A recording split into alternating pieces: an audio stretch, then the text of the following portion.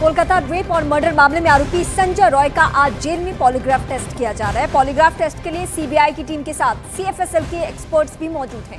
CBI की team सच जानने के लिए संजय रॉय से कई तरह के सवाल कर रही है और जानने की कोशिश ये कर रही है कि इस वारदात को लेकर आरोपी सच बोल रहा है या फिर झूठ बोल रहा है। अभी तक उसके जितने बयान हैं, क्या पॉलीग्राफ टेस्ट के दौरान कोई फेरबदल है या वही बयान वो दोहराता है, इससे ही क्लियर होंगी बातें।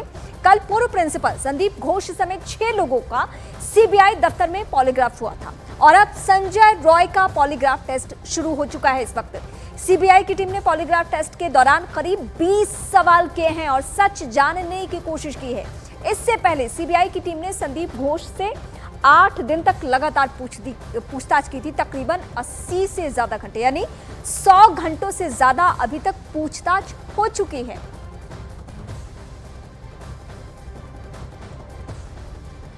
दो तस्वीरें इस वक्त हम आपको दिखा रहे हैं। संदीप घोष से लंबे सवालों की फहरिस्त और इसमें एफआईआर भी संदीप घोष के ऊपर दर्ज हो चुका है। कहा यह जा रहा है कि शायद उसकी गिरफ्तारी भी हो सकती है, लेकिन सवाल यह है कि संजय रॉय ने अभी तक जो बयान दिया है कि वो सच है या सच नहीं है।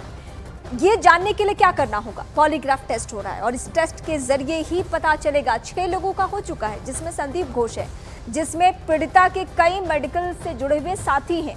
एक वहां पे मेडिकल स्टाफ है जो मौजूद था अस्पताल में उस दिन। इन सबके बातों में क्या कोई अलगाव है? अलग अलग तरीके से बयान दे रहे हैं या सब एक ही तरह से बयान दे रहे हैं? 2 हाउस स्टाफ है, एक इंटर्न है। इसके अलावा संदीप घोष, जिसे 100 घंटे सीबीआई पूछताछ करने के बाद भी संतुष्ट नहीं है। उसे लग रहा है कि संदीप घोष कुछ छुपा रहा है। आज वो दिन, आज वो तारीख जब संजय रॉय राज उगलेगा। आज पता चलेगा कि अभी तक जितने बयान उसने दिए हैं, क्या उसने सच बयान दिया है या नहीं। क्योंकि पॉलीग्राफ टेस्ट जब होगा उस दौरान एक मशीन के जरिए यही पता लगाने की कोशिश होगी कि क्या ये सच कह रहा है या झूठ बोल रहा है। पहले उसने कहा कि मैंने ही गुनाह की, आरोप अपना कबूल कर लिया। बीते 2 दिन पहले वो मजिस्ट्रेट के सामने फफक कर रो पड़ता है और वहां कहता है कि नहीं, मुझे फंसाया जा रहा है। तो क्या वाकई संजय रॉय मोहरा है या इकलौता गुनाहगार है? ये सब कुछ पॉलीग्राफ टेस्ट के जरिए पता चलना है। मैं सीधे आनंद का रुख करूंगी। इस वक्त मेरे साथ कोलकाता से जुड़ चुके हैं आनंद। इस वक्त इस पूरे घटनाक्रम से जुड़ी हुई ताजा अपडेट। देखिए, मैं आपको सीधी तस्वीर दिखाता हूँ। जो पूर्व प्रिंसिपल हैं आरजेकर कॉलेज के, संदीप घोष, उनके घर यहाँ पे देखिए लगातार सीबीआई की टीम मौजूद है। अभी अर्धसैनिक बलों की एक गाड़ी भी यहाँ पर आई है और यहाँ पर लगातार मीडिया का जो मामला है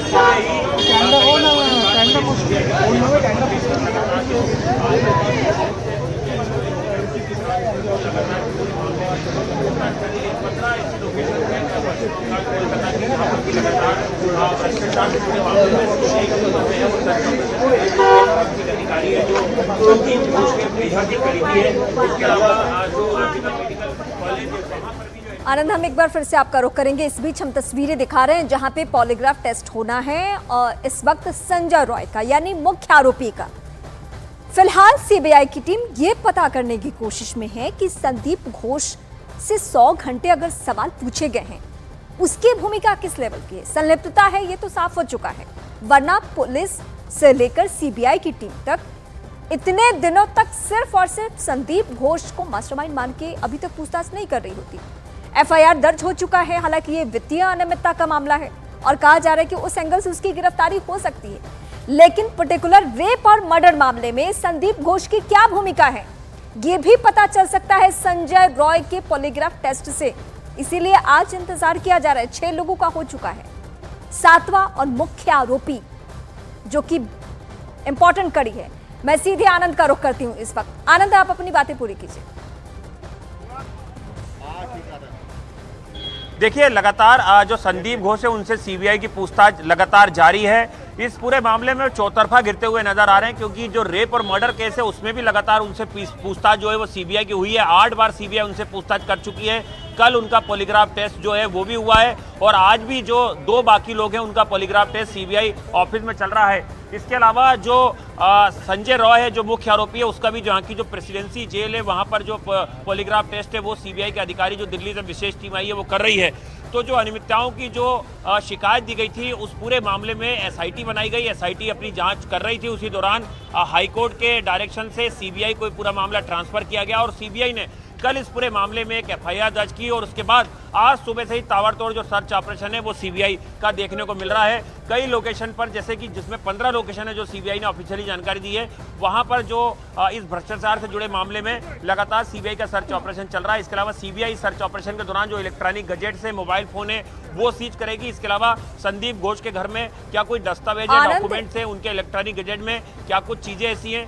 जी आनंद, मुझे ये जानना है आपसे कि अभी तक भ्रष्टाचार का एंगल सामने आया, और उस मामले से, वित्तीय अनियमितता मामले से एफआईआर भी दर्ज, कहा जा रहा है कि शायद गिरफ्तारी भी हो जाए, लेकिन पर्टिकुलर रेप और मर्डर केस में संदीप घोष की भूमिका क्या है? क्या इस पे सीबीआई कुछ अभी तक बता पा रही है?